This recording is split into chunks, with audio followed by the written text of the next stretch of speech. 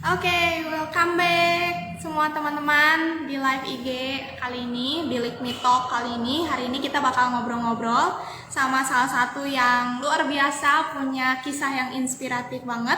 Beliau adalah salah satu orang penting juga ya di ITBCA, tapi orangnya tuh humble banget, seru banget kalau bisa ngobrol sama dia. Jadi kalau buat teman-teman semua nih, nanti kalau udah ketemu jangan takut ya, jangan ragu untuk tanya juga. Nah, aku juga mau ingetin nih teman-teman, hari ini kita juga ada door prize, ada giveaway. Jadi buat teman-teman stay tune aja sampai akhir. Caranya gampang banget untuk dapetin door prize kita hari ini. Caranya teman-teman tinggal kirimkan aja pertanyaan teman-teman di kolom question box di bawah ya. Ada tombol yang tandanya ada tanda tanyanya. Nah, itu diklik, nanti teman-teman sertakan pertanyaannya. Siapa tahu teman-teman beruntung hari ini nanti bisa dapat door prize berupa saldo top up ke OVO, GoPay ataupun Shopee Pay.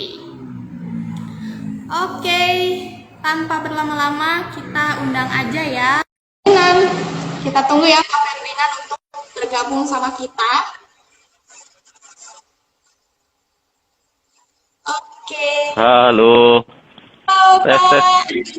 Halo Wilty. Cek suara dulu. Suaraku jelas nggak? Aman ya? Oke. Sip.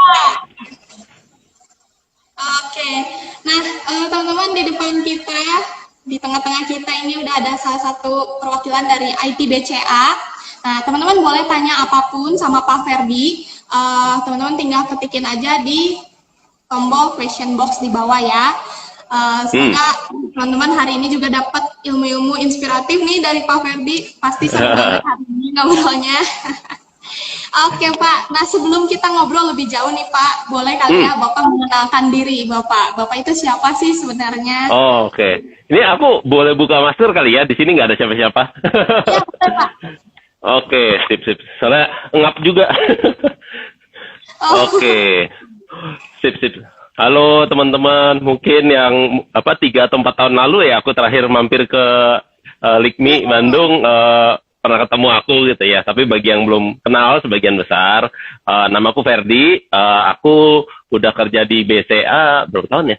11 tahun. Dan dulu juga waktu apply ke sini nggak nyangka bisa tahan segini lama gitu ya, karena memang nggak pernah ada impian untuk kerja di bagian banking gitu. Kalau dulu aku kan jurusannya engineering ya, jadi kayak pengen tuh kerja di perusahaan kayak Intel, Microsoft yang besar-besar gitu. Tapi masalahnya aku kurang pintar untuk kerja di sana, jadi akhirnya mencari opportunity yang lebih realistik lah, yaitu di dalam negeri sendiri. Dan saya merasa beruntung banget bisa keterima di BCA dan masih going strong nih. Ya kan, udah 11 tahun, moga-moga 12 tahun lagi pensiun di BCA juga. Amin. Gitu. Berarti kalau di total Bapak berapa tahun Pak? Untuk apa? Kerja total? Ya. Oh, kalau di BCA 11 tahun. Sebelum BCA aku pernah kerja di perusahaan video game, di Electronic Arts. Itu di Vancouver, Kanada. Ya, itu 6,5 tahun lah aku di sana. Sebelum akhirnya memutuskan untuk back for good, kerja di Indonesia. Tapi tidak ada penyesalan karena kerja di Indonesia jauh lebih fun daripada di Kanada. Oke Pak. Ke pertanyaan pertama nih Pak. Oke. Bagaimana nih pandangan Bapak mengenai teknologi digital di era pandemi ini? Oh, teknologi digital. Oh, justru menurutku the pandemi memang it's bilang apa ya, sebuah musibah lah ya pandemi ini. Ini menyebabkan seluruh dunia itu harus beradaptasi, dan juga for a lot of people hidup jadi sedikit lebih susah. Bahkan aku udah lama banget nggak liburan nih teman-teman. Kayak mau libur kemana, orang mau keluar negeri aja nggak bisa gitu kan ya. Jadi tapi di luar ketidaknyamanan itu gara-gara pandemi, aku ngeliat justru pandemi ini menjadi opportunity bagi kita sebagai bangsa Indonesia untuk melakukan yang namanya itu leapfrog gitu loh, ya kan, leapfrogging di competition, apalagi teknologi digital ya. Aku sharing aja nih ke teman-teman. Kita selalu menganggap kayak negara kayak Amerika itu hebat gitu kan. Ya memang mereka negara maju secara teknologi, maju sekali gitu ya. Tetapi kalau dari sisi digitalisasi, teman-teman, di sana tuh masih pakai cash. Bayangin, belanja-belanja masih pakai cash. Bahkan kalau misalnya bayar-bayar tuh kayak di vending machine itu masih pakai koin gitu kan. Kita di Indonesia mana pakai sih koin, paling buat bayar pauga doang di pinggir jalan ya kan. Kita udah pakai QR gitu. Dan menurutku gara-gara pandemi ini, itu kan memaksa kita tuh bahkan bisa dibilang yang generasi yang sebelum kita gitu ya, yang lebih tua-tua kayak orang tuaku gitu, yang dulunya kalau mau pesen apa dari GoFood itu mesti nitip anaknya. Ya kan, tolong pesenin mama begini-gini. Oh sekarang enggak, dia bisa sendiri, bahkan lebih jago dari aku untuk nyari-nyari promonya gitu kan. Jadi secara digitalisasi guys, I mean we couldn't be in a better position. Aku juga cukup apresiasi lah kerjanya pemerintahan Pak Jokowi yang memang benar-benar jor-joran banget lah yang namanya digitalisasi ini teman-teman ya. Yang penting asal kitanya itu jangan ketinggalan. Kalau misalnya dari pemerintah menuntut kita harus selevel ini untuk digital literacy kita gitu ya, kita justru harus lebih tinggi lagi. Kenapa? Kalau misalnya kita bisa lebih tinggi, kita bisa membantu teman-teman kita yang lain yang agak ketinggalan nih ya dari sisi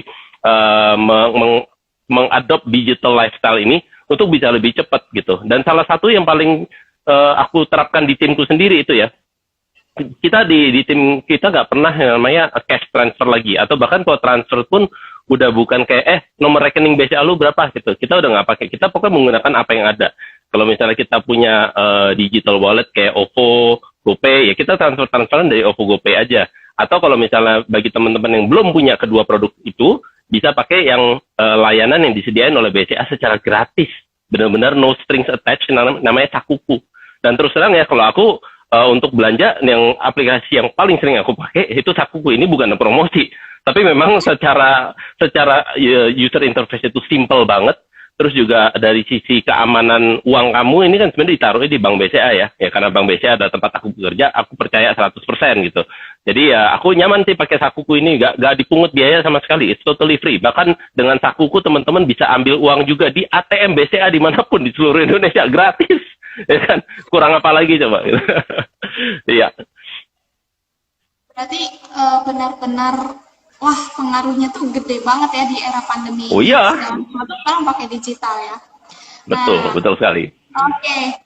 By the way tadi Pak Ferdi nyebutin OVO GoPay, jadi inget nih mau ngingetin teman-teman semua.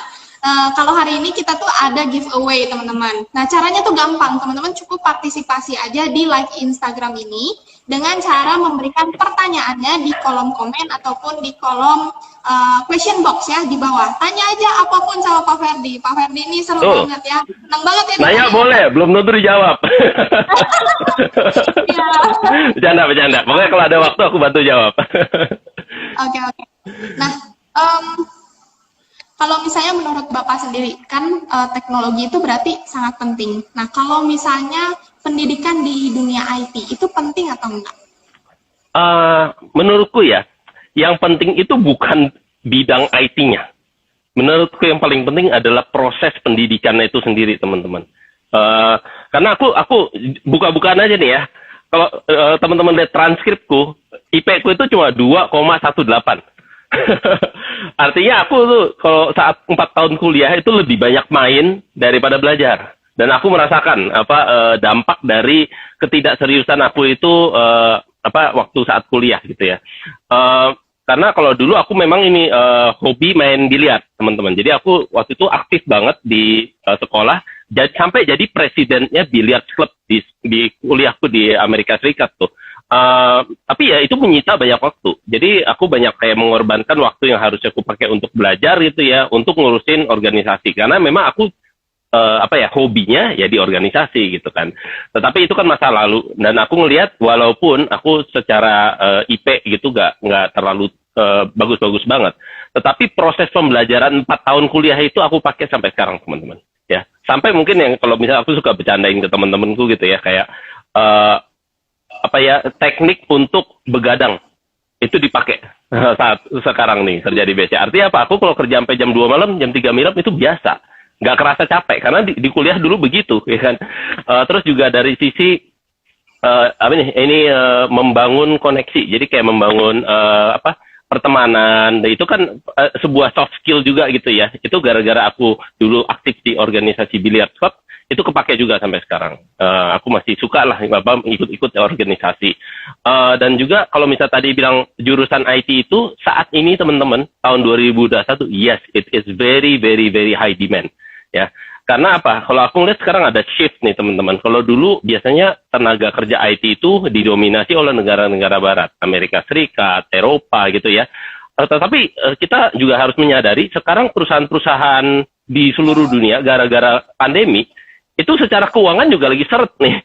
Ya kan, kalau misal membayar pekerjaan di negara-negara maju pasti kan jauh lebih mahal daripada di negara-negara yang masih berkembang, bener nggak? Jadi sekarang kalau tenaga IT mungkin teman-teman udah tahu, yang paling banyak itu adalah di India. Dan kenapa? Kenapa di negara India, bukan di negara Cina misalnya? Kalau Cina kan lebih banyak untuk manufacturingnya gitu ya. Nah kalau di India itu justru lebih ke IT servicesnya. Dan kalau aku lihat, dan aku pernah waktu tahun 2013 aku pernah kunjungan ke Bangalore di India. Over there teman-teman, everybody speak English. Kaget kan?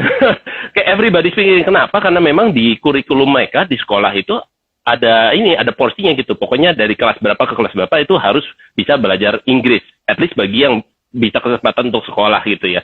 Dan itu kan jadi kayak nilai tambah bagi perusahaan-perusahaan luar negeri gitu untuk invest di India. Nah kalau menurutku kita Indonesia we're not too far behind to be honest. Karena kalau misalnya di tempat kita tuh ya, at least alfabet kita alfabet Roman. Ya kan A, B, C, D, E, F, G gitu. Kalau di India kan nggak punya ininya sendiri tuh ya kan. Kalau misalnya di Cina kita tahu pakai character based system. Jadi kita sebenarnya punya keunggulan.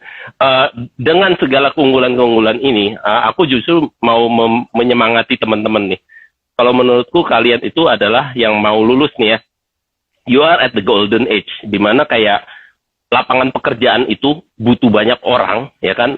Of all background and skill level gitu. Yang penting kamu harus berani untuk mencoba. Artinya mungkin jangan tiru apa yang aku lakukan. Kalau aku waktu milih kuliah itu aku cuma apply ke satu sekolah. Waktu mau milih kerja juga hanya pilih satu perusahaan. Yang baik yang di sebelumnya di Electronic Arts maupun biasanya aku cuma pilih satu.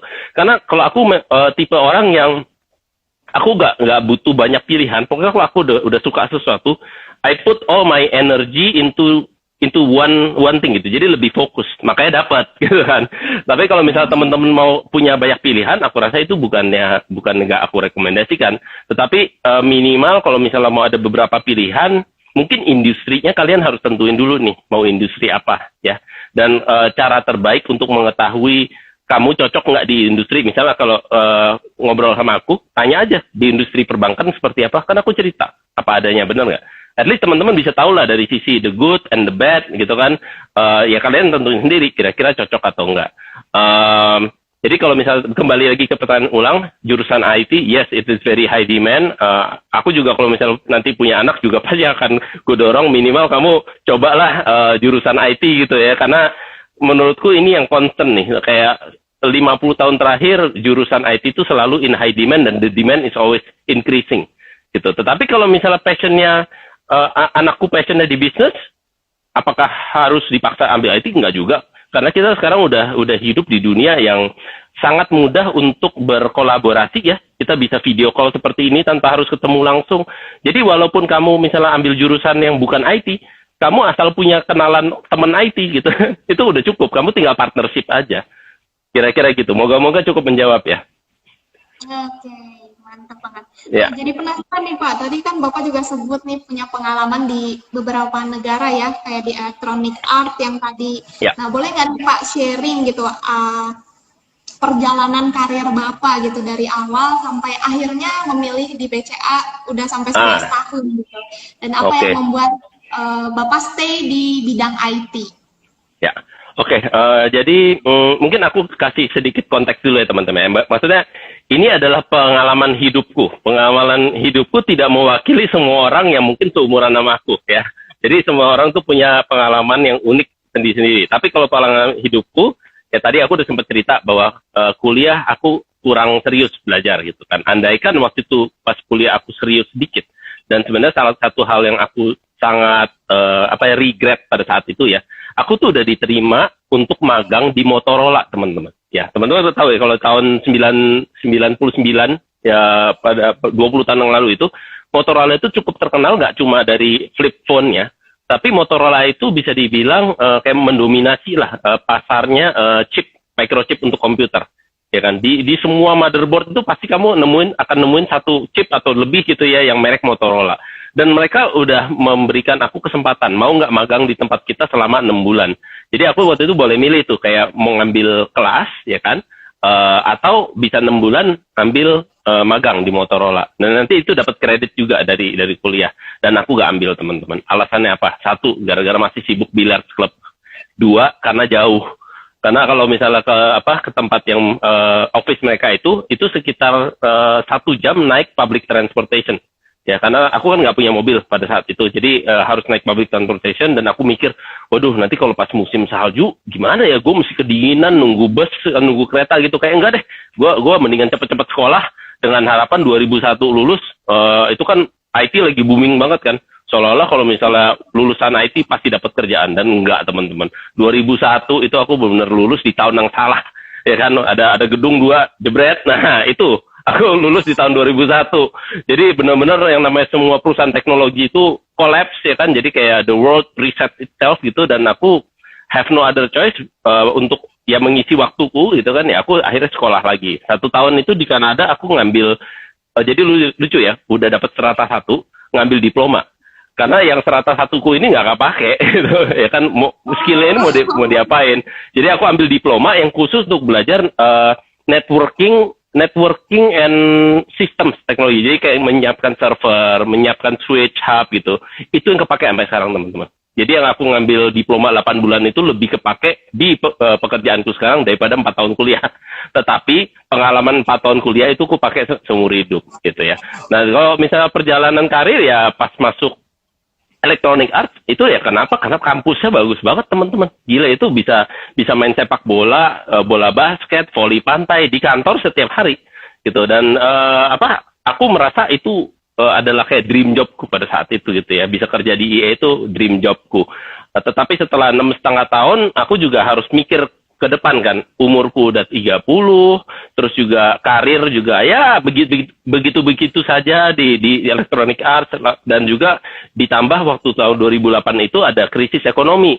Jadi Electronic Arts itu salah satu perusahaan yang kena dampak cukup besar dari krisis ekonomi 2008. Bahkan stoknya itu sahamnya turun 90%. Dari sekitar $100 per saham jadi sisa kayak $11 gitu. Jadi itulah yang memutuskan aku untuk udah deh kayak daripada hidup susah di negeri orang, mendingan di negara sendiri aja gitu. Minimal di sini friends and family itu banyak gitu kan. Nah barulah dari situ aku mulai 1 tahun itu nggak ngapa-ngapain. 1 tahun itu benar-benar kayak adaptasi dengan cuacanya Indonesia. Well, lebih tepatnya cuaca Jakarta sih ya. Karena kalau misalnya kita ngomong Indonesia, di kota-kota lain mungkin udaranya lebih bersih kayak di Bandung gitu ya. Kalau di Jakarta enggak, kita mesti beradaptasi dengan panasnya, debunya, polusinya gitu kan, macetnya juga. Ya pokoknya selama 1 tahun aku beradaptasi sambil nyari-nyari pekerjaan. Nah kalau misal ditanya kenapa lu pilih BCA, ini nggak bohong teman-teman. Itu benar-benar kan aku dulu rumahnya di Bogor ya. Jadi kalau main ke Jakarta tuh biasanya main ke Kelapa Gading atau ke Barat gitu. Tapi kalau ke Jakarta Pusat tuh jarang. Aku ngelewatin Bundaran HI, terus aku lihat, gedung baru apa tuh warna biru, ada tulisan BCA di atas. Aku langsung kayak kepikir aja mau kayak kerja di situ, kayak seru juga kerja di tengah kota gitu kan. Send in my application and voila, 8 bulan kemudian udah masuk sebagai karyawan tetap di Februari 2010. Kalau misalnya dari pada saat itu sampai sekarang, kayak kalau sharing di IG Live ini akan makan waktu terlalu banyak. Jadi mungkin nanti itu separate session aja kalau mau lebih tahu detail kayak lu di BCA ngapain aja sih gitu kan. Itu ceritanya panjang banget. Tapi kalau aku boleh summary, masuk BCA bukan di kerjaan yang jadi passionku. Ya passionku kan apa? Teknologi ya. Aku mau jadi engineer gitu. Masuk BCA yang tersedia jadi apa? Jadi compliance. Ya kan, ngurusin dokumentasi, ngurusin SOP gitu. Tapi itulah yang dibutuhkan oleh perusahaan dari aku. Kalau misalnya aku pilih-pilih juga, ya 1, mungkin nggak keterima masuk BCA. 2, ya aku mungkin nggak akan tahan lama gitu. Karena seolah-olah kayak aku selalu merasa datang ke kantor itu kayak sebuah burden gitu loh. Sedangkan kalau aku, ya beruntung ya, aku ketemu calon istriku juga di IT BCA gitu. Terus juga waktu dia memutuskan untuk pindah juga cuma ke kantor seberang jalan doang gitu. Jadi ya insentifnya bagi aku untuk bertahan di BCA itu cukup banyak, tetapi yang paling berkesan sampai hari ini adalah aku punya banyak teman, sama dua, aku sampai hari ini pun masih belajar banyak. Ya, ditaruh di posisi apapun, dikasih kerjaan apapun, aku gak merasa ada burden sama sekali. Gitu. Setiap hari masuk ke kantor itu, it's like it's like an adventure, you know. You're going to meet new people, you're going to learn gitu. Dan ini aku tambahin aja terakhir, aku nih orangnya super introvert loh sebelum masuk BCA. Boro-boro IG live kayak gini, ngomong di depan umum aja tuh gak berani gitu loh. Tapi karena kemarin aku masuk BCA di compliance, aku tuh kayak dipaksa, karena kamu harus menjual ide kamu, ya kan, ke level bos-bos gitu, yang posisi jauh di atas kamu, and you have to convince them. Jadi aku karena terpaksa, ya aku jadi belajarnya lebih cepat gitu sih. Ya. Buat teman-teman semua yang masih stay tune di live Instagram kali ini di Likmi Talk, jangan lupa kalau kali ini kita ada giveaway teman-teman. Jadi teman-teman silahkan partisipasi aja dengan cara komen ataupun kasih pertanyaan di question box. Nanti teman-teman berkesempatan untuk dapetin top up saldo ke OVO, GoPay ataupun ShopeePay. Oke teman-teman, tombol question box-nya itu ada di bawah, yang bentuknya itu ikonnya itu tanda tanya. Jadi ada bulat dan tanda tanya di tengahnya. Diklik aja, nanti teman-teman bisa kasih pertanyaannya di situ ya. Diketikin di situ, nanti aku akan bantu bacain. Oke teman-teman, tanya aja yang sebanyak-banyaknya ya. Sip. Nah, kita ada pertanyaan juga nih yang masuk private ke aku. Ada yang nanya, benar gak sih Pak kalau misalnya saya nggak paham IT, saya bakal kesusahan nanti? Jawabannya gampang. Ini aku udah sering dapat. Pokoknya yang aku temukan di lapangan ya teman-teman, kembali lagi ini pengalamanku. Kalau orang gini, aku kasih contoh ya. Misalnya contohnya adalah orang tuaku sendiri nih, mamaku ya kan, mau belajar pakai aplikasi ya kan, Grab atau Gojek untuk pesan makanan. Kalau misalnya mamaku gak ada aku, ya kan, misalnya aku tinggal di luar kota atau di luar negeri, ya dia pasti akan kesulitan karena nggak ada yang ngajarin, gitu loh. Aku ngelihat bahwa kita kalau misalnya nggak ngerti IT gitu ya, kalau misalnya dibilang banyak nggak di sekeliling kita orang IT, banyak. Gitu. Tinggal tunjuk aja pasti ada orang IT di sekeliling kita. Tetapi orang IT yang sabar mau ngajarin kamu pelan-pelan gitu ya sampai kamu ngerti itu nggak banyak. Dan aku beruntung berada di organisasi yang secara culture-nya itu udah langsung ditulis di salah satu value-nya. Kamu tuh harus kalau kamu tuh orang pintar, kamu tuh harus mengajar gitu. Bahkan kalau aku tuh cuma dituntut ya setahun itu cuma 10 jam. Jadi setiap manajer kalau di BCA gitu ya, nggak cuma di IT, di BCA itu dituntut 10 jam mengajar atau menguji salah satu lah, tinggal pilih. Aku sampai kemarin tuh aku iseng kan ngecek, aku udah ngajar berapa jam tahun ini, aku udah ngajar 168 jam. Nggak kerasa, karena setiap kali ngajar anak-anak yang ikut program BCA IT training kita, yang kita singkat BIT ya, itu kan satu hari 8 jam. Aku ngajar kalau kelas Scrum itu 3 hari. Jadi udah 24 jam itu nggak masuk kantong setiap kali aku ngajar satu batch. Terus kalau aku sharing kayak ke teman-teman ini, itu dihitung juga sebagai mengajar. Dan karena culture-nya perusahaan ini udah seperti itu, jadi kayak, oh oke, jadi orang IT mengajarkan orang yang non IT itu bagi kita tuh nothing special lah, biasa aja gitu kan.